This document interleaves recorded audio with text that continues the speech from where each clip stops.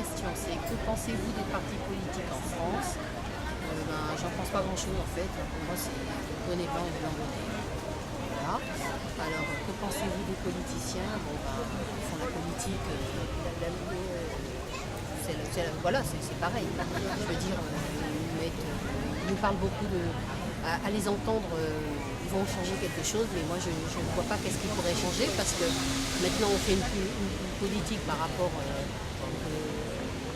monde, c'est-à-dire on n'est pas personnel, hein, la France ne peut pas faire sa propre politique, on est dépendant des autres, donc je ne vois pas comment, étant donné qu'ils demandent tout le temps l'avis et à l'Allemagne, et à la Chine, et à je ne sais quoi, je ne vois pas comment ça pourrait s'améliorer puisqu'ils s'entretiennent entre eux, les puissants, et puis nous on est oubliés dans l'histoire. Bon. Ensuite, la question c'est, les politiciens sont-ils tous des menteurs? Pour moi oui, donc voilà. Croyez-vous à ce que les politiciens vous disent? Il y a des choses qui sont vraies, bien sûr, tout n'est pas faux, parce que si tout était faux, on s'en rendrait compte et il y aurait la révolution. Et comme ils ne veulent pas, alors il faut bien qu'ils nous mettent un peu de poudre aux yeux. Voilà. Ensuite, les politiciens vous prennent-ils pour des moutons? Oui. Alors, utilisez-vous les termes des politiciens? Je n'ai de leçons à recevoir de personnes ou la crise. Des fois aussi, ça nous arrive de le dire, hein, je n'ai de leçons à recevoir de personne, mais en fait on a toujours des leçons à recevoir. Oui, on emploie le mot la crise, hein, parce que on entend tout le temps partout, alors forcément on l'utilise aussi. Ensuite la question c'est, les politiciens condamnés par les tribunaux doivent-ils rediriger le peuple? Ça dépend ce qu'ils ont fait. Par exemple, DSK, à mon avis, j'espère que celui-là ne se présentera plus jamais. Sarkozy, j'espère qu'il ne se présentera plus jamais non plus. Il ne faut quand même pas exagérer. Par rapport au fait qu'il servent. On a parlé du pouvoir d'achat et le premier à s'augmenter, c'est lui. Il n'a rien fait pour le peuple, par contre il a fait beaucoup pour les riches. Donc voilà. Ensuite, y aurait-il trop d'injustice venant de nos politiciens, de nos industriels et financiers dirigeants? Oui. Mesdames et messieurs les visiteurs, pour votre information, Paris-Plage ferme ses portes ce soir à 20h. Nous vous invitons à quitter Paris-Plage dès 19h30. Merci de votre compréhension. Nous vous souhaitons une très belle dernière journée sur le site. Nous vous invitons donc à vous diriger vers les rampes de sortie. Merci. Voilà. Ensuite, la question, alors les politiciens, y aurait-il trop d'injustice? Oui, il y a des injustices, il y a des choses qu'on sait, il y a des choses qu'on ne sait pas. Donc là, je ne peux pas trop m'étaler dessus.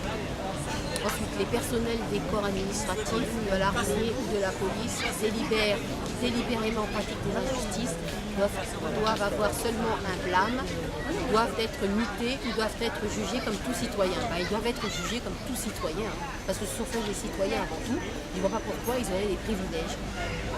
Ensuite, la question c'est, les juges qui délibèrent... non, c'est pas ça, c'est la même. Ah non, c'est pas la même. Les juges qui délibérément pratiquent des injustices de jugement doivent avoir seulement un blâme, doivent-ils être mutés ou doivent être jugés comme tout citoyen. Pareil, comme tout citoyen, ils doivent être jugés.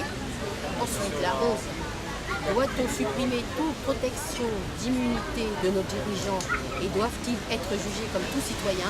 Non, on ne peut pas enlever toute leur immunité parce que tout le monde, pour un oui, pour un non, n'arrêterait pas de les attenter en justice, on ne s'en sort pas. On ne peut pas non plus faire être à la fois attaqué en justice et en même temps essayer de diriger un pays, c'est pas possible. Donc, mais certes, on ne peut pas faire les deux choses en même temps. Mais tous ne doivent pas avoir une immunité par contre. Je ne vois pas pourquoi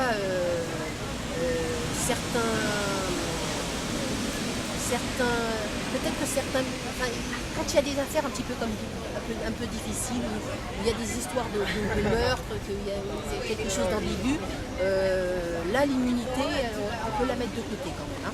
Mais bon, ensuite, les policiers, ou de viol, bien évidemment. Les policiers sont-ils des bons exemples pour nos enfants? Non. Il y a trop de policiers qui sont pas bons. Hein. Je veux dire, il y a des policiers qui veulent faire leur boulot, mais quand on sait qu'il y en a qui se font payer des Rolex et des vacances par des bandits, je vois pas comment les bons policiers peuvent faire leur boulot. Parce que du coup, ils sont arrêtés ils sont stoppés dans leur élan, dans leur travail à cause des mauvais policiers. Ensuite, les présidents après mandat doivent-ils être protégés de garde du corps avec un salaire garanti à vie. Le salaire garanti à vie, je ne vois pas pourquoi ils auraient un salaire garanti à vie. Hein, non, s'ils partent à la retraite, ils doivent aller à la retraite, mais je ne vois pas pourquoi ils auraient un salaire à vie, c'est pas normal. Et par contre, les gardes du corps, bon là c'est obligé. Parce que c'est sûr qu'une personne qui a une rancune contre un ancien policier, un ancien président, c'est sûr qu'il essayera de le tuer, ils sont en danger. On ne peut pas leur mettre de garde du corps, c'est pas possible. Ensuite, d'après l'insatisfaction croissante du peuple, croyez-vous à une révolution sérieuse comme il n'y aurait jamais eu dans notre pays?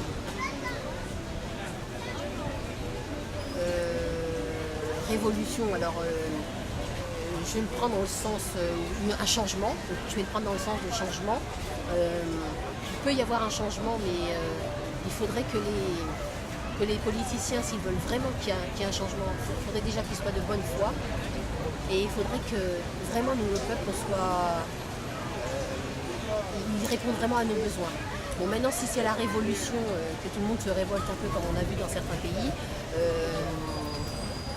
on a vu que dans certains pays, une dictature a amené une autre dictature. Donc moi, je ne sais pas ce que ça peut donner. Hein, parce qu'on a vu la Révolution française, ce que ça a donné. Au début, ça démarrait bien. Napoléon est arrivé. Au bout de quelques années, ça a stoppé la Révolution. Finalement, ça a stoppé pas mal de bonnes idées. Et ça a plus ou moins rétabli la monarchie. Donc, heureusement qu'il est parti à Sainte-Hélène, celui-là d'ailleurs. Mais bon, voilà. Alors, je ne sais pas. Hein, voilà. Je pense qu'il n'y a plus de questions. Voilà, c'est fini pour les questions.